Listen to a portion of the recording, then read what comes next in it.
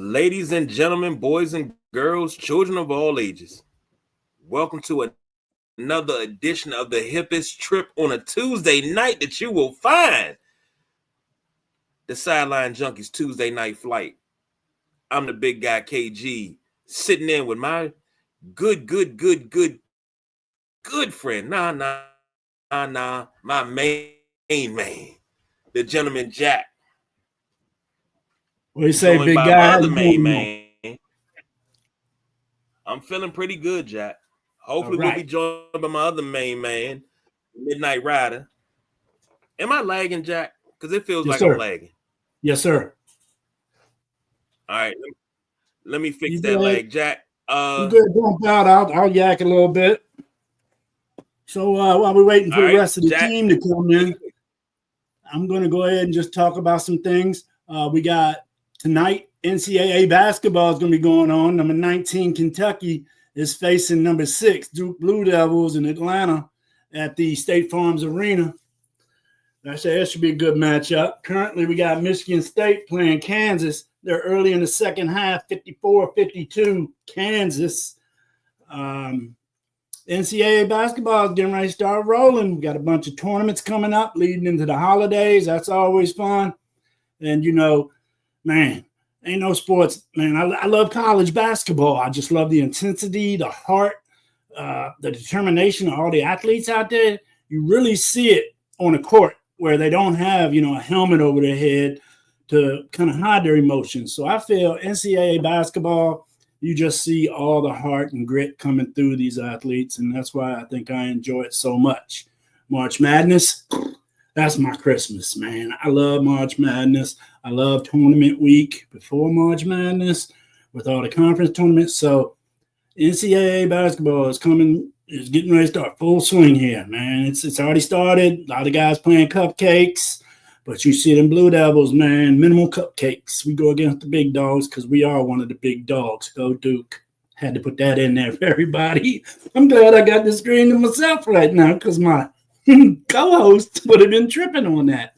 So what else we got going on? I'm just trying not to get on to the topic of what tonight's show is about.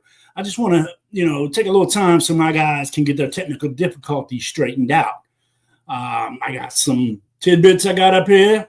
I've always wondered what J.J. Watt's real name is. J.J. Watt's real name, Justin James Watt. His brother, T.J. Watt, what's his real name? Trent Jordan Watt. So that's some of that JC tidbits. Got some little NFL stuff I can tell you. The Raiders tight end, Michael Myers, is coming back this week. Never understood why they drafted Brock Bowers the year after they drafted Michael Mayer. Maybe they don't think Michael Mayer's the guy in Oakland, but that's enough jibber jabber from me. We got the big guy back.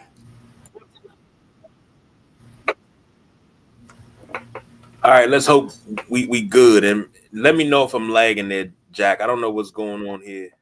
Yes, you are This is what again, happens man. when I don't warm up. Let's go with it for a minute and see if it shakes out, okay? Because, it's tough. And, I hope so.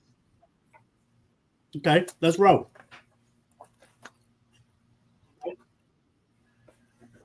All right. First off, let me say this. This is the Tuesday night flight. Technical difficulties and all. We're gonna get through this thing. Yes, sir. Let me tell you that right now. We're gonna get through this. So I may be able to give you audio, may not be able to give you the visual, but that's all right. First up, we got a little sad news. John Robinson, former head coach of the USC Trojans. He was the offensive coordinator under the great John McKay. He was the head coach of the Los Angeles Rams from 83 to 89. So he coached up Eric Dickerson during his prime. And those Rams teams in the 80s are slept on. They slept on like the Milwaukee Bucks of the 80s because those Rams teams went to 2 NFC championship games. They lost in 85 to the Bears and in 89 to the 49ers. But those were really, really good teams. He was a two-time as a head coach, a national champion in 78. He won the conference, the Pac-8 / Pac-10 5 times, won the Rose Bowl 4 times, Mountain West Coach of the Year in 2000, Rose Bowl Hall of Fame in 2003. He won 3 national championships as an assistant coach, 72, 74, and then in 2019 with LSU. 2-time Rose Bowl champion, 72 and 74. Head coaching record in the NFL, 75 and 68. In college, 132 and 77 with 4 ties. So, college football Hall of Famer John Robinson, 89 years old. We lost a link. This is a link because him and Madden were 2 guys that were really, really close. He even coached under Madden in Oakland. He was the running backs coach in 75. And the Raiders went 11-3 and went to the AFC Championship game that year, which was also the year they lost to the Pittsburgh Steelers 16-10, which, if I'm not mistaken, was the Immaculate Reception. Mm-hmm. So we lost another great coach. To be honest, I always say, God needed an offensive coordinator. He needed another one for another team, so he called him home. That's the best way to look at it for me. Yeah. So, next up, the Caps get Lars Eller for a 3rd-round pick from the Penguins. I wish I had Matty Ice around here somewhere because I know Matty would know about this. Yeah, because But this is that's why we just gonna gloss over it. Yeah, over it. He's 35. Go ahead. No, I mean, making some early moves, it sounds, but I'm not familiar with how they make moves in hockey.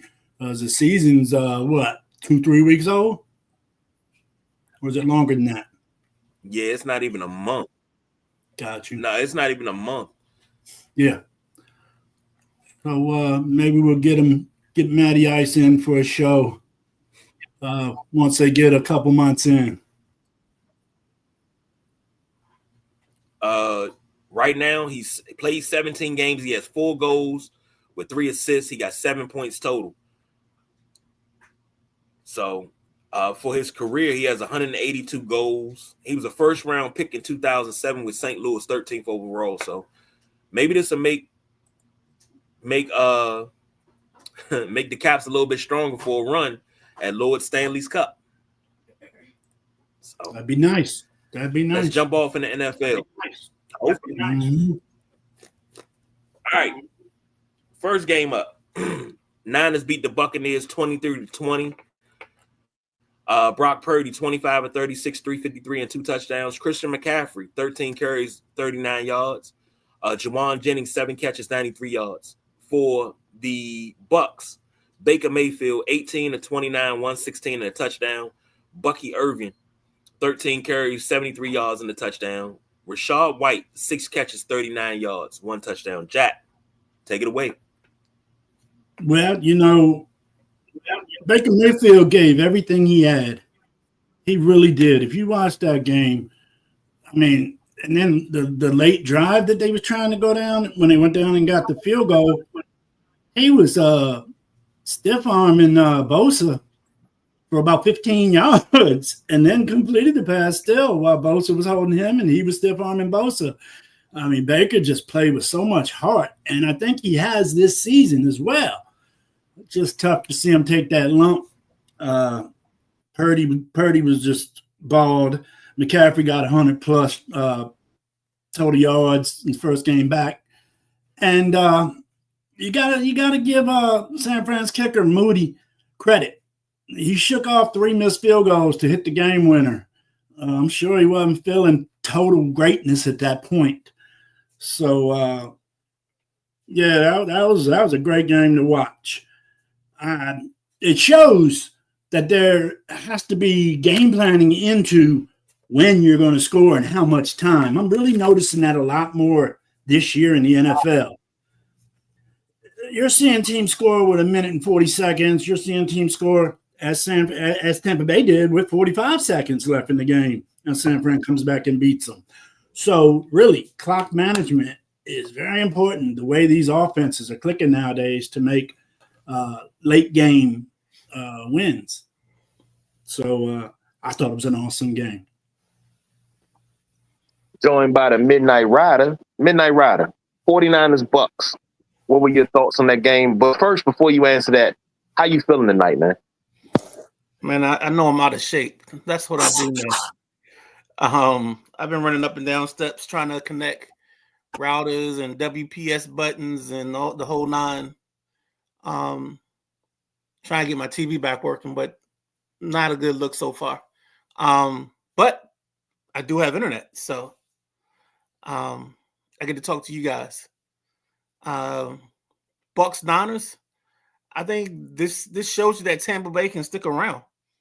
Like, they're not pretenders. They may not be in the contender bracket, but they're going to be a tough out. I think there's a couple teams that are in that tough out bracket.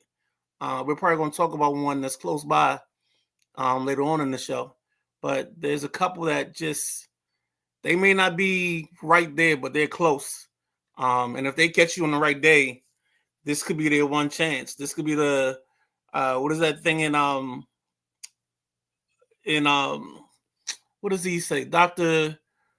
What's your boy? The doctor from Marvel Comics. Dr. Doom. Doctor Strange. Dr. Strange. When Dr. Strange says this is that one, there's like 1 out of 13 million chances. Don't. Please, jeez. Nah, Tampa Bay's very injury plagued. The O-line, the wide receivers. I mean, Baker did a lot with not a lot to work with. I mean, Bucky might have been one of his biggest helps. Bucky Irvin was still running that ball solid, but Baker just don't have the hands to throw to that he started the season off with. That's it. Did we say what's up to Pamela? Mama Carr checking in. That's my sister. Sister Carr. Oh, that's sister. That's Sister Carr. I'm sorry. Sister Carr. You trying to lose cool points. I don't want to lose cool points. Damn sure don't want to do that. Oh, Midnight Rider got cool points because of that paragraph thank you he wrote her. Yeah. No, Midnight Rider, I had to stop you with the Doctor Strange because that's a soft spot for me. Oh, I'm sorry. Because I don't know. I think he was telling Tony to wait. He was telling Tony to wait. I don't think he was. Lovey just said, but Tony dead, y'all. Tony dead. Oh Lord, Tony dead. You see how much I know about Marvel? I thought his name was Dr. Doom. Who's that? Batman? No, Dr. Doom is Spider-Man. Yeah. See, I don't know.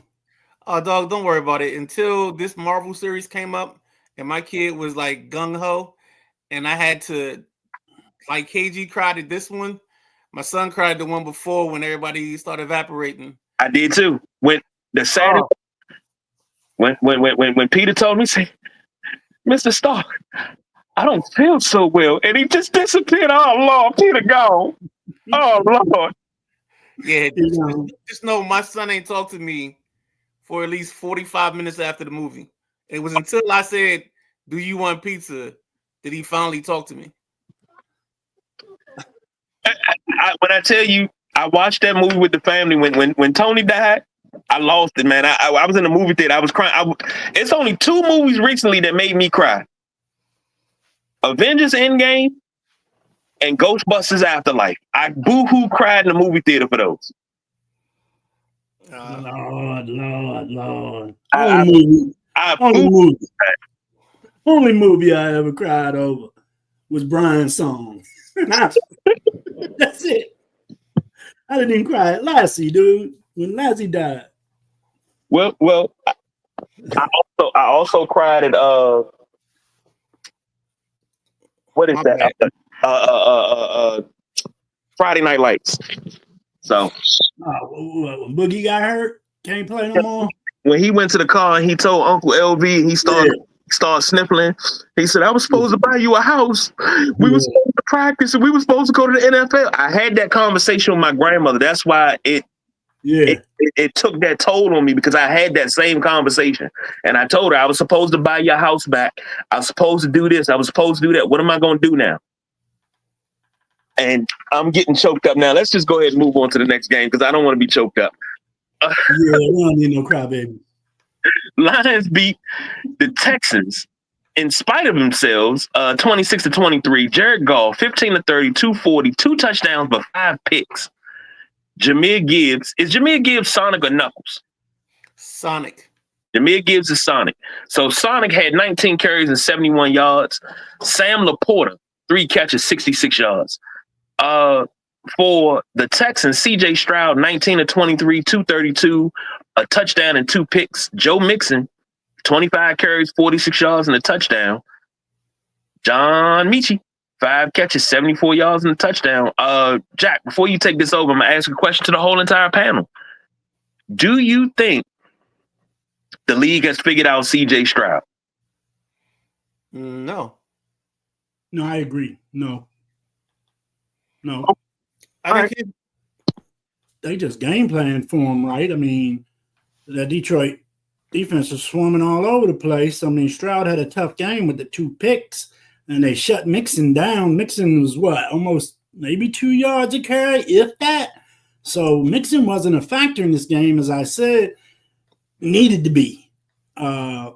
Detroit did what they do, 100-plus rushing yards again.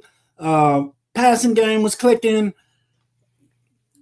Detroit did what they do. I thought they'd win by a little bit more.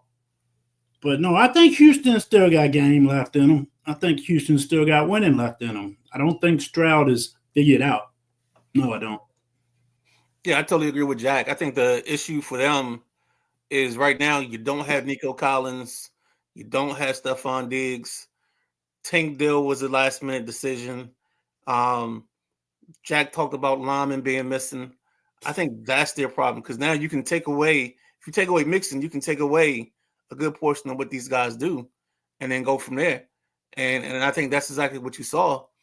Then you just saw their inability to score in the red zone, which is why the Lions were able to come back and overcome those 5 interceptions. And then Houston defense is solid, man. The interceptions made them be on the field a little longer than they needed to be. Yeah. But I tell you, I'm pretty sure it was Houston's defensive coordinator that was on pregame show that I watched. I like that guy. He said, this defense right here, we attack, we get the ball. We don't just play football. We are here to attack and get the ball. And I like that. That's awesome for a coach to have that. That's what you're doing. The offense is trying to attack you. You're the defense, and you're trying to attack the offense. They got the ball, and you want it. What else to coach there? So right. I like that. Their defense is nice, and they're fast. And I think they got a kid on there that had 4 interceptions 4 weeks in a row for Houston. So that's some ball hawk right there. Oh, for sure. He had 4 interceptions individually in 4 games. I think he's saying each game he's had one. Right. Oh, okay. Right. He's had an interception. Say, man, he got a display in the Hall of Fame already. Oh yeah, nah. There's a lot of interceptions thrown this weekend, it seems. Yeah. Let me know if I'm lagging, fellas, because I'm trying to fix, and I'm trying to do 2 different things at one time, but I'm trying to fix it. So let me know if I start lagging. Why don't you just stay on screen? You said stay on screen or stay off? Off, because you can't lag if you're not on the screen. Well, yeah, I just don't want the audio to lag either. So, okay, we'll let you know. We work the kinks out. Next game up. This right here comes with its own segment as well. The Cowboys go down to the Eagles. Oh, come on. Now everything just want to act up tonight. Just can't just have it right. The Cowboys go down to the Eagles 34-6. No Dak Prescott. Cooper Rush 13-23, 45 yards. I'm going to read that again. 13 of 23, 45 yards. Rico Dowdell, 12 carries, 53 yards. Huh? Go ahead, keep going. I'm sorry. Jake Ferguson, 4 catches, 24 yards. For the Eagles, Jalen Hurts, 14-20, 202, 2 touchdowns and a pick. Saquon, 14 carries, 66 yards. A.J. Brown doing A.J. Brown things, 5 catches, 109. Jack, tell me about this game, and then we'll get into the big part about it afterwards. But tell me about this game. It's hard to talk about a squad that only had 146 total yards. I mean, what is there to talk about? Serious. 146 total yards in a whole football game, NFL football game. That's pathetic. I'm sorry. It's pathetic. If any other team in the league would have done it, I'd be saying the same damn thing. I'm not saying this just because it's the Cowboys. But, you know, you go Cooper Rush, then you go Trey Lance. I mean, what are you doing over there, y'all? Philly did with what I thought Philly was going to do. And let's just hope they got it all out of the system by Thursday. There's nothing to talk about in this damn game. Not for me. I mean, I think this showed you the trouble that's going to be happening in Paradise. Everybody predicted at the beginning of the season. Everybody said, oh, this team says they're going all in. They're going all in, but their moves aren't all-in moves. And I think that's what we've seen is that this team has pumped his chest out to no avail. They've messed up on draft picks. They've messed up on having a quarterback that can back up Dak. They messed up signing people. They messed up getting running backs in when they should have had, at minimum, Derrick Henry, at worst, Joe Mixon. I mean, they had their choice. And they just proceeded to sit in their hands. I don't know who, like maybe Rico got some pictures of Jerry. I don't know. But it's just no way you should be able to tell me that the plan to go into the season, our best plan was Zeke and Dowdell. Just can't see it. Won't see it. I mean, I just don't even understand how you form your lips to even make those words or those sounds come out of your mouth. So they were too busy getting slammed with contract requests from, Lamb, Prescott, and the big boy on the defensive line, Parsons. That's what I think might be contributing to the turmoil of the organization. You got 2-3 players possibly might be getting ready to hold out before the season, but it ended up, I believe it was only Lamb that held out. I don't see McCarthy making it through the season. I got a feeling. I mean, hell, Jerry Jones getting so darn old, I think he might be senile. The stuff he says is just gibberish sometimes. And then you got your ball players, Parsons, running his mouth after the game about coach and other players on the team. First of all, you keep coach's name out your mouth. You want to say something about coach, you say that to him one-on-one.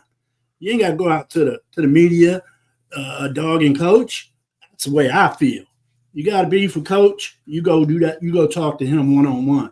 There's just too much crap going on in the Dallas Cowboy organization, man. It's in a bad place right now. And that's to that question. Like, is there trouble in Big D? But I said something the other day in our Sideline Junkies 24/7 group on Facebook, public group. Make sure you join it if you haven't already. I said something in there and I said, hey, 3 mistakes that Dallas has made over the years. And 3 mistakes that Jerry Jones has made, the biggest mistakes. Firing Tom Landry unceremoniously, firing Jimmy Johnson because he wanted the credit And the third mistake was thinking that Dallas is just going to sell itself to everybody when you don't do anything to improve it. A couple of comments real quick. Jack Wagner said that's pitiful. A starting NFL quarterback, even if he is the backup, that is pitiful. It was pitiful for the Cowboys to put a quarterback out there that cannot lead the offense. They going off of what Cooper Rush did, I think, a year ago when he was 4-1. Mm-hmm. That's what they're going off of. Only logic I can make out of this is they're tanking for Shedeur Sanders. And Cowboys need a new owner. It's been that way since Jerry took over. Even though he got Super Bowl rings, the team somebody else built. True. Jimmy Johnson did that. Jimmy Johnson put that team together, and he wanted Jimmy out because he wanted the credit. Everybody was giving Jimmy the credit and how, the youth movement in Dallas and everything. And when I say ego is a problem, and that's what Jerry Jones has. He has an ego problem. His ego problem has cost him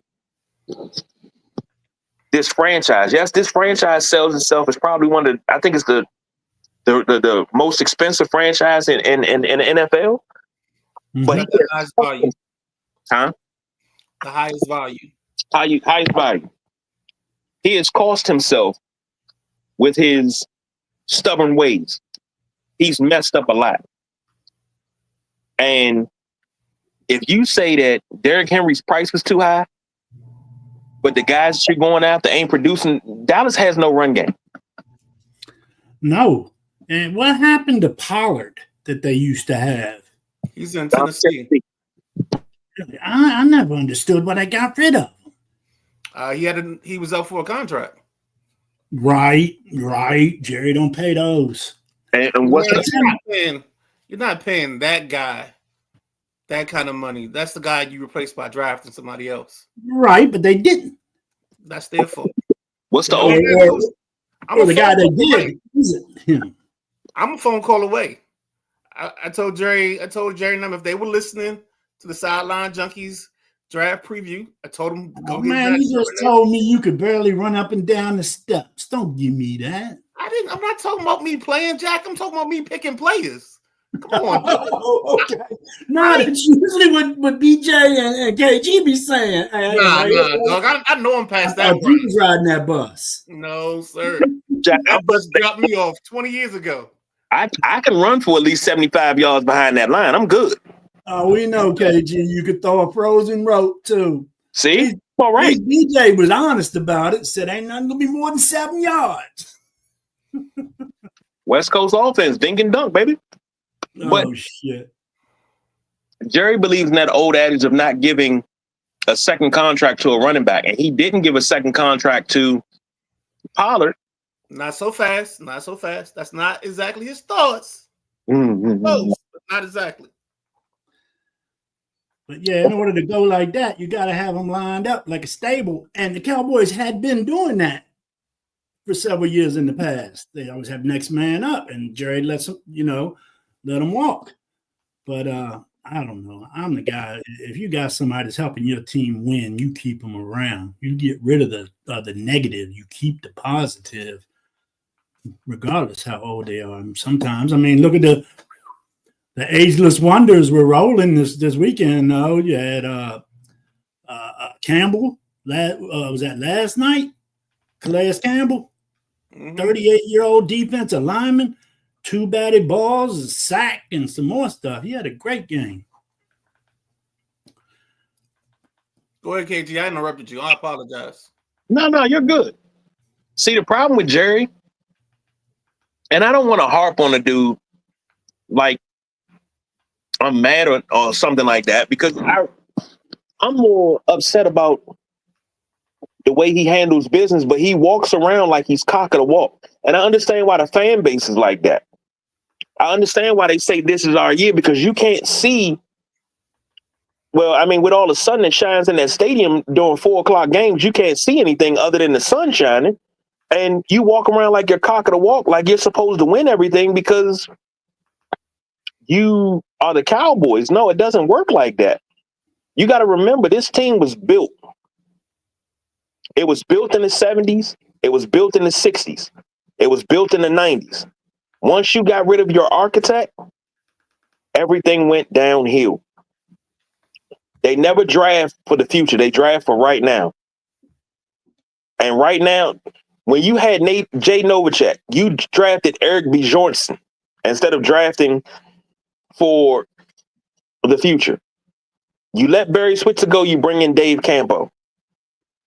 You know, these are stopgap measures. The coaches you've brought in, the only coaches that you've brought in your tenure that actually were worth a hot damn was Jimmy, Parcells, and McCarthy when he got there. Jason Garrett was in-house. I understand Jason Garrett. But if you keep having the same results, 13-3, 12-4, division champs, but you can't get out of the daggone divisional round of the playoffs, there's a problem. It's the same thing I tell my daughters. If everywhere we go, it smells like cabbage, God damn it, it's you. So it's smelling like cabbage right now. God damn it, it's you, Jerry. You smell like cabbage because you the problem.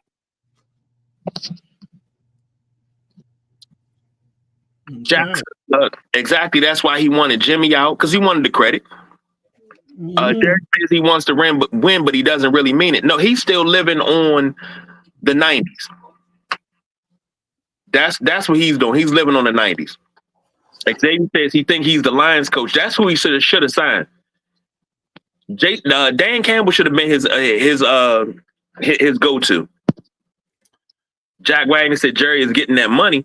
Yeah, he is. He getting hella money. That's why he ain't worried about winning, because he good. Yeah, he doesn't listen to football people. Yeah. Jack Wagner said exactly. So in our nickel picks, myself and Matty Ice predicted the Dallas-Philly game correct with the under and Philly. The Detroit game, only myself got that one there with Detroit and the under. In the San Fran game, Midnight Rider and Matty Ice got that correct with the under. I scratched the under by 0.5 on that Detroit-Houston game. I was a little off on picks last week. I didn't want to go chalk, but it was a couple of upsets. I swear I thought Detroit was going to lose. Yeah, I think we all did bad because I was only up I was up by like one game, and I did terrible. I only got 6 right this week, but I'm only down one game. So looks like it might have been a tough pick for all us junkies. Any more? I was 9-5. Just so you guys know. How'd you only go up on me by one game? I thought I had you by one. I must have had you by 3 then. Yeah, you had me by 3. Did I? Okay. I don't mind being one down. That's not a bad spot to be. No. Any more dumping on Dallas before we move on? Nah, I done pulled my pants up. I think we done with that. Wow, okay. I mean, I'm serious. It's that bad. It's that bad. It is. Right now, it's that bad in Dallas, man. Next up, the Boss BJ's Bills 30 over the Colts, who only scored 20. Josh Allen 22 of 37, 280, but threw two picks. James Cook 19 carries, 80 yards. Mac Hollins 4 catches, 86 yards.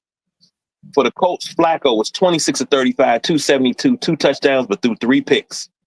Jonathan Taylor 21 carries, 114 yards. Alec Pierce 4 catches, 81 yards, and a touchdown. Jack Carr, take it away. Yeah, Jonathan Taylor was probably one of the lone bright spots of this Indianapolis offense. Flacco had an off game, and with Allen throwing a couple picks, it didn't hurt as bad when Indy's going to throw 3 more back to you. So it was the turnover game, and there was 4 turnovers for Indy. And Buffalo's offense is cruising in the run and the pass, man.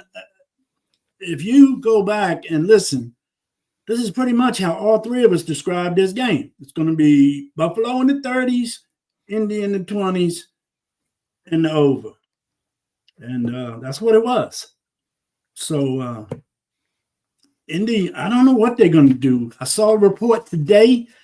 Coach said they still stand behind Flacco. Today's only Tuesday. That could change come Thursday. Who knows? I don't know how you set a young quarterback on the bench behind such an older vet if the season is lost. You know, let your youngin get his reps. Let him put work in. Is Anthony Richardson an NFL quarterback? I'm not yet sure. So the way I see this is, yeah, the game ended up like we thought. Mm-hmm. Neither quarterback for Indianapolis right now inspires anything. So at a certain point, it just comes down who you got to play the kid at a certain point. There's no need in, I mean, he had the least amount of starts of any person drafted in the first round, I think it is, with like 13. Maybe somebody like Akili Smith or one of those guys that started one season may have less starts in their career than this guy. This team has shown a propensity to mess it up because of Irsay. So, I mean, we talked about Jerry. I mean, here's another guy that just he gets in the way a lot. So that's what they got in common. What do they got in common? Money. And they crazy. They old. A certain time to hand the reins over. It's a different game, man. But if you're not willing to give those up, I mean, shoot. Ely still got who's their GM? Chris. What is Chris's last name? Whoever he is, he's been there way too long. I think they need a fresh voice in the GM booth as well. I apologize for not having the name on hand, but yeah, you can't start like they've drafted all over the place and they've hit on a couple, but they haven't hit everybody, and that's the issue. And I'm not saying everybody like everything has to hit, but you have to have some consistency. I mean, we kind of seeing that with Washington right now.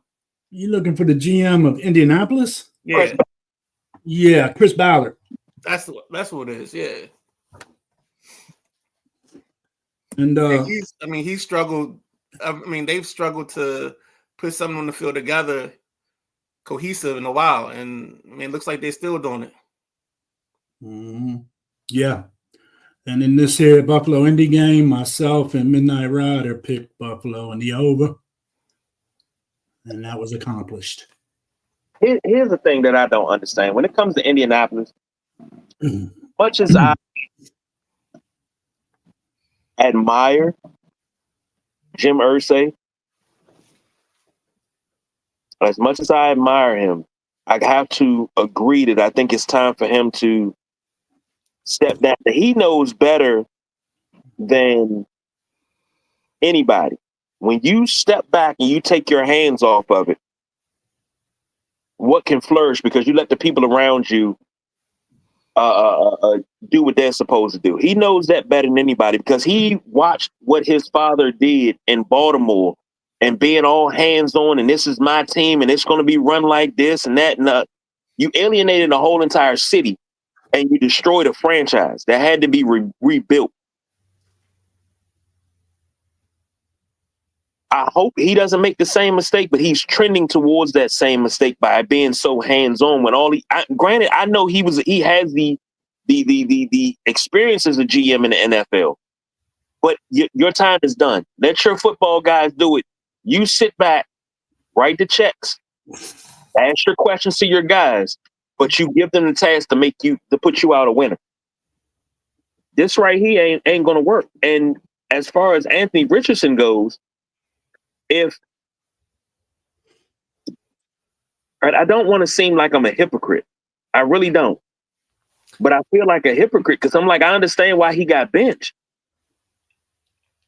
But I feel like a hypocrite saying that. Because the kid got to get reps. We know he has talent. We know he's an NFL quarterback. Is he NFL ready? I think he just needs a veteran. I think he started too early. And then you've already you screwed the pooch. Yeah, because it's too late to take it back now. But when I say started too early, and Tom Brady has the same idea, and this is why I say this is what I'm talking about. Some quarterbacks are not plug and play right away. Anthony Richardson, I don't think was a plug and play guy. I think he was more of a sit behind a veteran and learn the ropes. You got to have that presence. You got to have somebody to talk to you like a Jack Carr, like a Midnight Rider that's going to walk you through what it is to be a pro, what it is to be elite.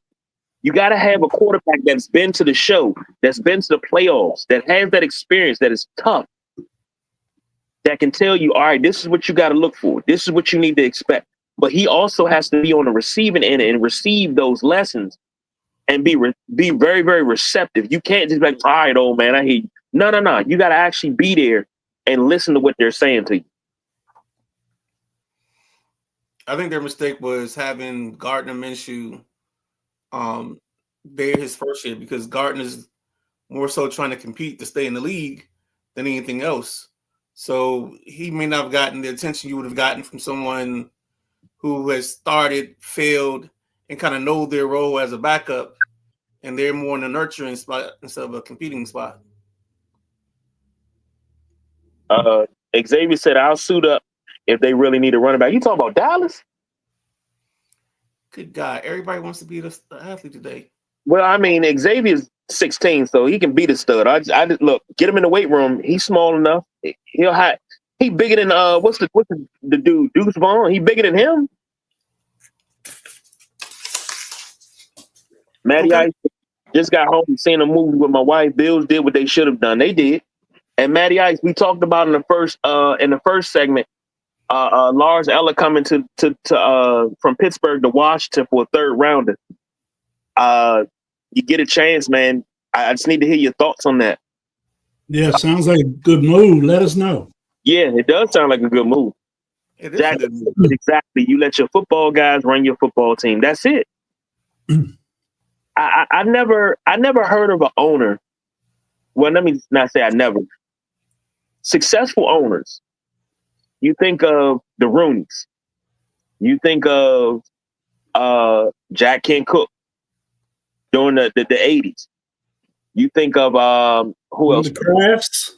The Crafts. You don't see them as hands-on owners. You know who they are because they win. You don't see them as owners that's got their hands in everything. They got to be in the war room.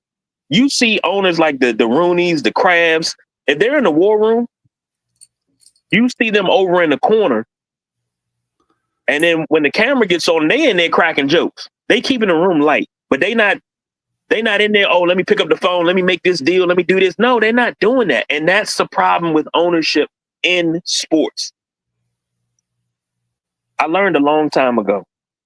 When you own a business, you always hire people that are smarter than you in the area of business. If I own a football team, I'm going to hire guys that are smarter than me in football. What is their job? To be my football guys and do what they need to do. I don't need to do anything because I'm paying them to do the job. If I got to do the job and pay them, I don't need them. We're losing sight of things, man. We really are. I mean, not us, but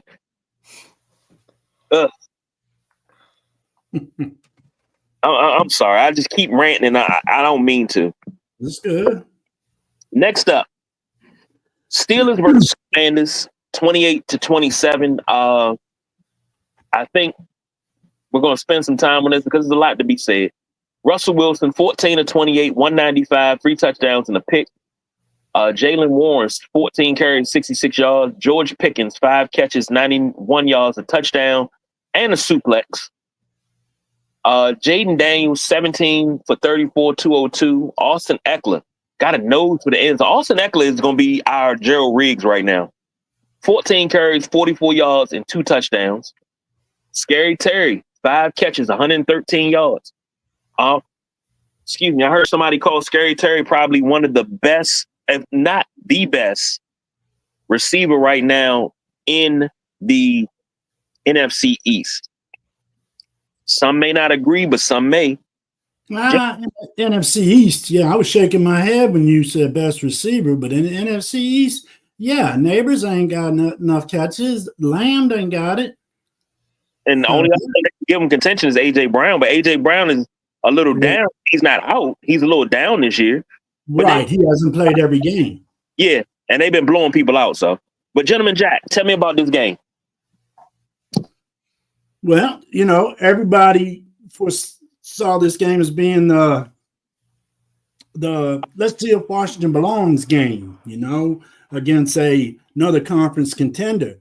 And I thought Washington played a great game. I thought, it was different in years past. That's what felt so awesome, We were still in it. We were up, then they were up. But I tell you, when we kicked that field goal to put us up by 6 on 4th and 3, maybe from the 25-ish yard line, I went for that because I knew that 6 points was going to haunt us and we was going to lose by 1. I said it to my people, man. I said, that's going to hurt. And sometimes you got to be that aggressive. They were getting the upper hand in the second half on our defense. I think our defense won that battle in the first half. Washington's defense did. Russell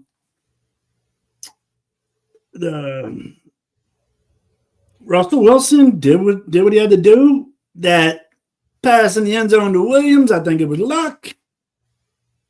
Because I don't even think Russell Wilson was looking at him when he threw it. But when you're a quarterback and you do reps so many times, your arm just knows how to get to a spot, and maybe he did that. But that throw didn't. I didn't think it was going to be money, but we got Philly coming up Thursday. Let's just take this lump and go on. I mean, it's not an embarrassing defeat. We haven't had an embarrassing defeat yet. So Washington still got a thump on. We need B-Rob back. I know Eckler did what he did, but in some of them short yardage situations, B-Rob would have been a bigger bull going through that hole. So what did you think about that game, Midnight Rider? I mean, if I had a draw and a little country accent, I could sound like Jack Carr because that's what I was thinking. You know what I'm saying? Get a little bit in there. You know what I'm saying? That PG County boy talk.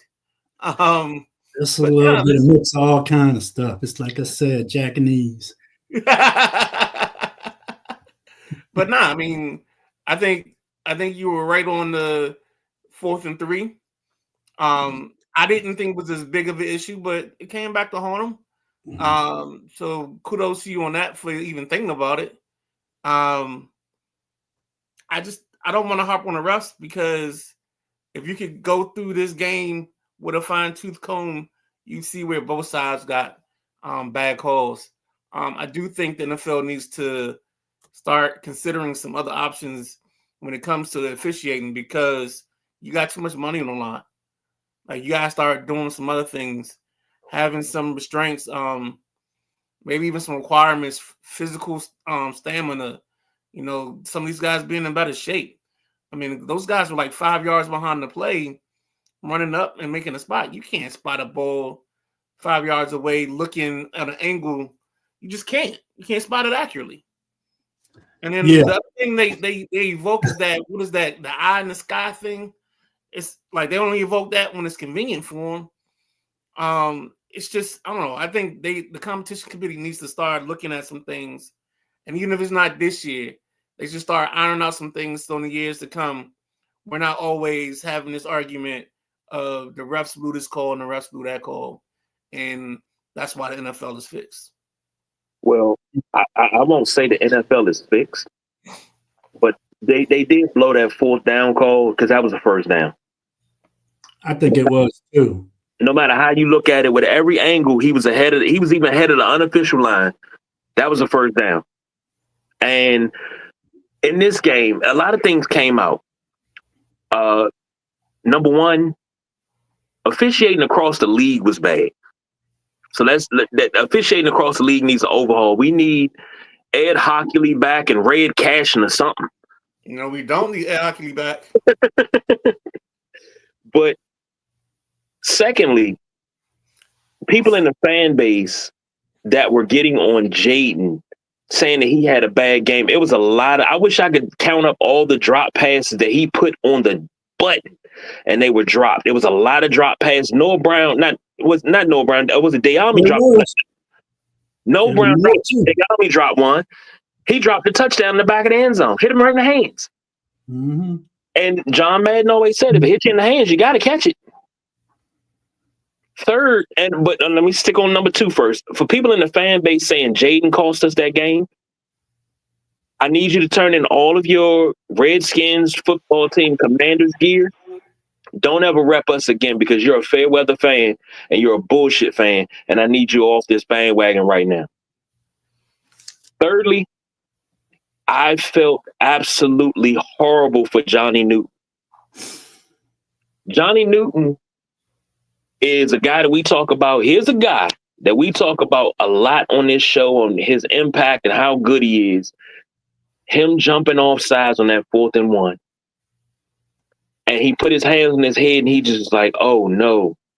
And right then and there, it's like you just want to put your arm around him and you just kind of want to put him in a headlock, but like, don't worry about it. You're all right. How many times they said don't jump in that huddle, KG? They said it a lot of times. I'm sure they said it a lot of times. I mean, sorry, I don't feel no reason to coddle this guy. He needs a foot up his ass, up his butt. Lack of discipline. He's a young guy. He's playing football how long? Probably most of his life. Thank you. I mean, I just don't see it. The feeling sorry for him and all that. No. I feel sorry for him because I've been that guy. I've been that guy that jumped off sides at a crucial time. And you know, you want to come back and you want to redeem yourself. And it just wasn't the right time, but hey, I felt bad for Johnny, man. And you could see in his post-game presser that he had tears in his eyes. Because if we would have got the ball back there, we was going in to score. We was going to score. Well, we only needed 3. Yeah. And we were damn, they were going to give us, I wish they would have just punted and let us drive downfield and we would have scored. But well, it was obvious. I don't think they were going to snap the ball. Yeah. We've been getting off the line that day. We've been getting decent push off the line when we had our big package in. Yeah. I don't think they were going to snap the ball. I mean, shit. The coach, the sideline, the whole offensive line was laughing when the flag got thrown, man. Like, we got this. It's over. So, I don't know, man. When you know somebody's doing something and you still make a mistake, that just drives me crazy. It's a part of the game. Matty Ice said, good road win for Pittsburgh, good showing for Washington. Could they meet later? If they meet later, you know where that's at. So I don't think they both going to the bowl. And Matty said, not enough space to comment on officiating in pro leagues. We got to bring a new crop up. Like, we got better officiating in college football right now than we do in the NFL. That's not cool. That's a shame. Jack Wagner said, Devontae Smith is no slouch. I see the division coming down to Washington and Philly. I do too. And come Thursday, we will be talking about Washington and Philly, which plays on Thursday. So, any of you guys pay attention to Twitter, X, whatever it was today? There was a post on there. I did a little homework on the cat and found out he's a New York Giants fan, but what he put up there was just totally false. It was Commanders, a fraud, ? Saying the Commanders are 7-0 versus sub 500 teams, and the Commanders are 0-3 versus over 500 teams, winning ball teams. I beg to differ with that, man, because there was teams they beat Cincinnati. Maybe they're only 4-6 right now, but they're the best goddamn 4-6 team you're gonna see in this league. I guarantee you. Cincinnati's had some bad lumps, man. Cincinnati has a problem with what I talked about earlier in the show. They're getting beat on the last play of the game because they're not managing their time before they go in and score their last score and giving the ball back to other teams to beat them on last second plays or field goals. So I don't feel that Washington's record is a fraud. I mean, look at their stats. They're one of the higher offensive ranked teams in the league, putting up points. So I wish I wrote the gentleman's name down because I don't mind calling people out when they put stuff out there. I'd call this cat out. What do you think, Midnight Rider? Leave him where he is, man. Because I think a lot of these guys, they make some of these outlandish posts just so they can get the attention. They know certain places are going to come looking for that. You say the right team name. Colin Cowherd did it for years. You say the right name, i.e. Washington, you're going to get a response. You'll get carried on the local channels, and then you'll get a nice little push. And like Cowherd made a lifetime out of it. He'd always just bring you in, drop the elbow on you, and then all of a sudden Washington's talking about Cowherd, how much they hate him. But that's neither here nor there on that part. Right. But I agree with you. I think their offensive numbers show and prove that they are better than a fraud. They're not a fraud. They are who they think they are. Exactly. And I think their key is you got to win, even if they just win the winnables. You know what I'm saying? You win the winnables. Got to win the winnables. You can't win 11 ball games. I agree with both of you, Jim. And I agree with Matty Ice. It's clickbait.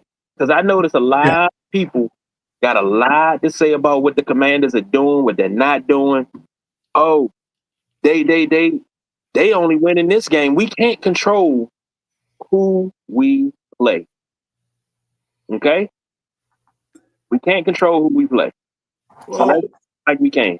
But we also got to be mindful of that because there are times when we will say that team hasn't played anybody. So you got to be mindful of that at the same time. It can't be good for the goose and not good for the gander. I agree with that. And I'm looking at some offensive numbers.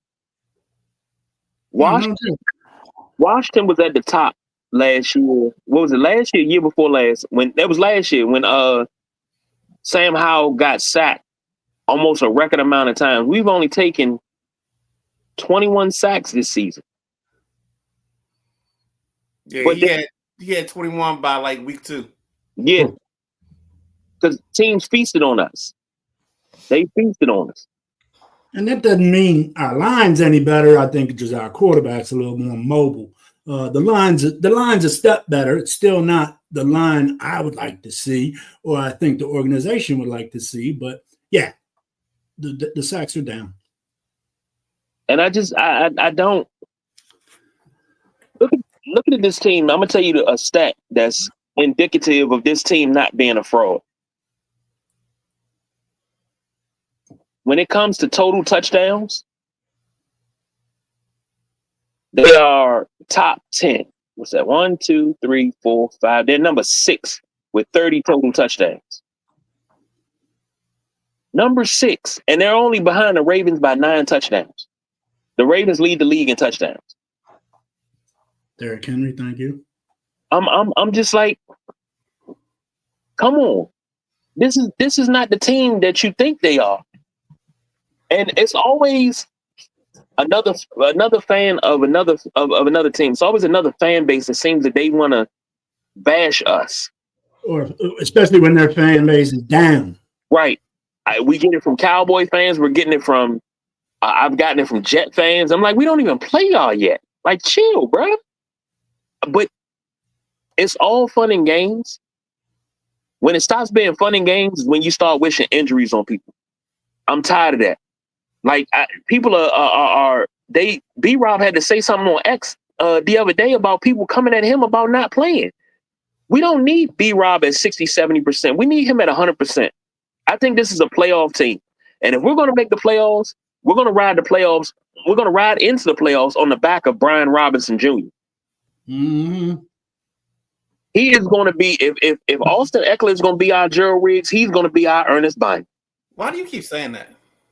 Because remember, Gerald Riggs he didn't have very many yards rushing in 91, but he had what, 13 touchdowns? He was a magnet around the goal line. That's what he was for. He was the magnet around the goal line. Okay. I thought you caught the correlation. I was trying to figure out the correlation because if anybody's never mind. I'm not going to dance in the details.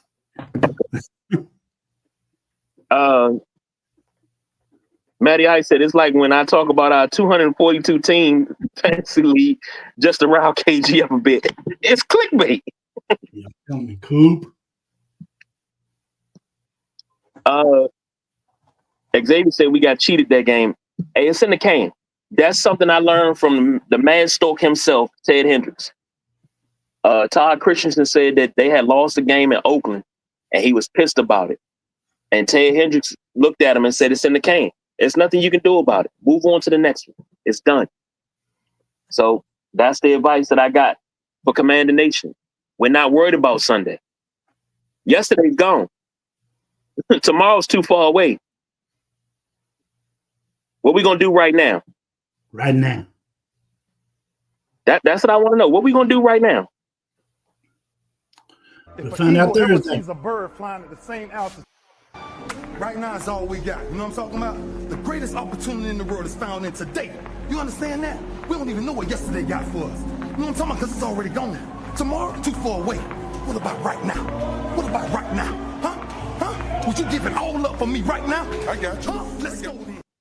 That's all it's about. Are you gonna give it up all up for me right now? That's all it's about. Jack Wagner said, going to find out what time it is on Thursday. Yeah. Another test. Big game, bigger game. Yeah.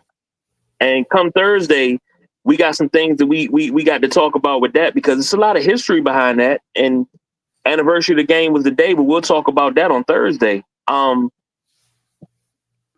Matty Ice says Lars Eller, familiar with some folks, but is older, gives another vet. I don't think it moves the needle a lot, but it isn't a bad move. He said autocorrect made it choppy. I didn't catch it. Basically, it's okay as a vet that is familiar. Not bad, not great. I'll take that. Yeah, I think he's again somebody else to help you with moving the power play along because you struggled on the power play, and then probably also there to help you with faceoffs. So, I guess we are at it, gentlemen. Midnight Riders, do you have anything to say about the great John Robinson who passed away? Just a great coach, man. Wish he had better NFL success, but then again, I don't because a lot of times his teams ended up playing the Washington Redskins in the playoffs. So that's it for that. But I mean, I'm just shocked that of all people, KG, the historian, hasn't talked about the Emirates NBA Cup. Starts tonight. I mean, you got Clay going back to Golden State for the first time. You know what I'm saying? You got the second year of the Commissioner Cup or whatever you want to call it. That's a cup game, that Golden State game, Dallas game. All the games tonight and I think Thursday are cup games. Mm-hmm.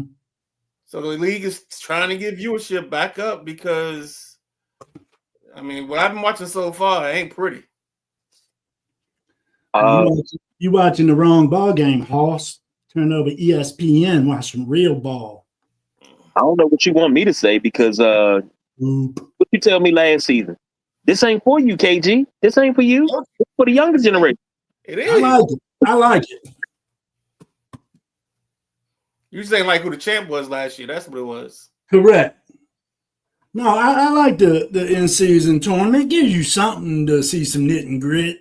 I mean, some teams could care less, I think, but you know, you got a squad like the Lakers that ain't got pot pissing. They do everything they can, scratch and claw, to win this in-season thing. This little thing. Clickbait. You still think Lakers is gonna do something? Clickbait. You want to drop that bet me and J-Dub had? No. I get 19 for you get 18? No, I'm not making that bet. That's what Jack said too. Hell no. We repeating, fool. Matty, I said Kent State back on ESPNU tomorrow. Get crushed by Miami of Ohio tomorrow. They keep putting that squad on TV. Because it's MAC action, baby. Hey, Mac. They get their ass macked, all right. I think that's everything until tomorrow because Jack, what you got coming up on in the passenger seat on Yes, Wednesday? sir. In the passenger seat, we got Sport Bike champion, Junior Cup champion, Matthew Chapin's going to be on in the passenger seat tomorrow. Should be a fun interview. I believe the young man just turned 18 years old a couple weeks ago, and he is the reigning. I got the numbers around here. Is he the defending? No, Okay. he is the reigning champ.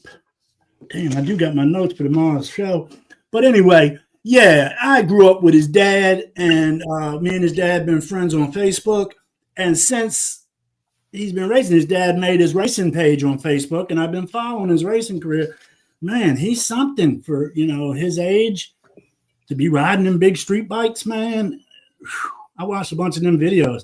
That's going to be a fun interview with that young man tomorrow. And maybe I'll get to shout out to his dad a little bit, too, before the show. I look forward to it. I really do. I've known the Chapin family my whole life. That's right, ladies and gentlemen.